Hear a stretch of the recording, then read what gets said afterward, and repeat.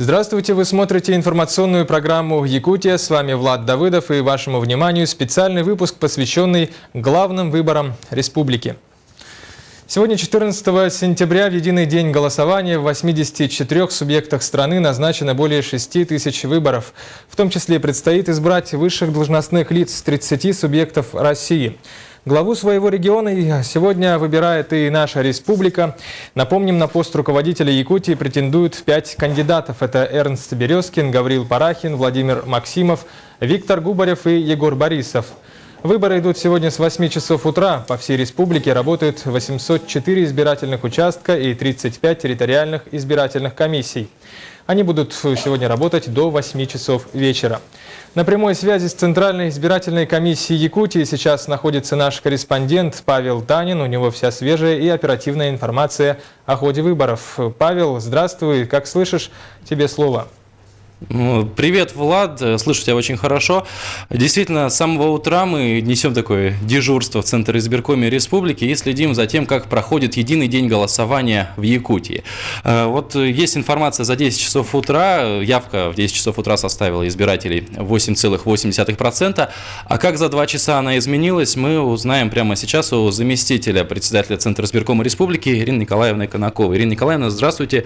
Какова информация по явке избирателей к данному моменту?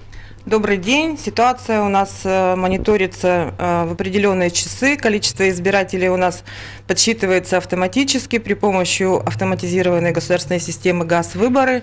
И по состоянию на 12 часов явка избирателей составила более 20% по республике.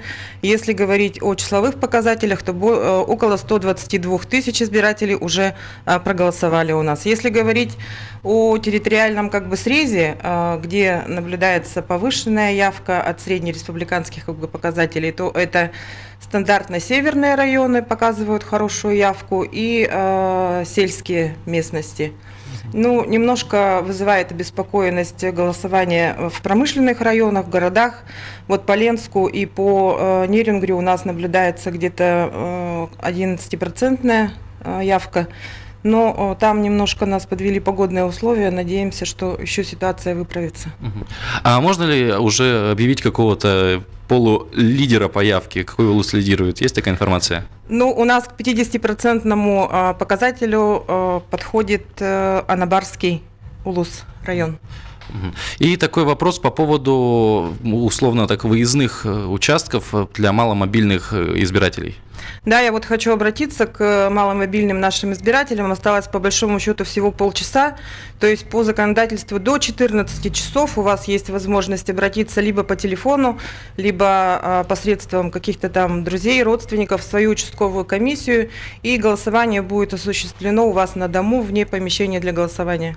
Спасибо большое, Ирина Николаевна. Я напоминаю, что мы находимся в Центре избиркоме и дежурим здесь и узнаем ситуацию о едином дне голосования. Владислав? Спасибо, Павел. Напомню, на прямой связи со студией из Центра избиркома республики был наш корреспондент Павел Танин.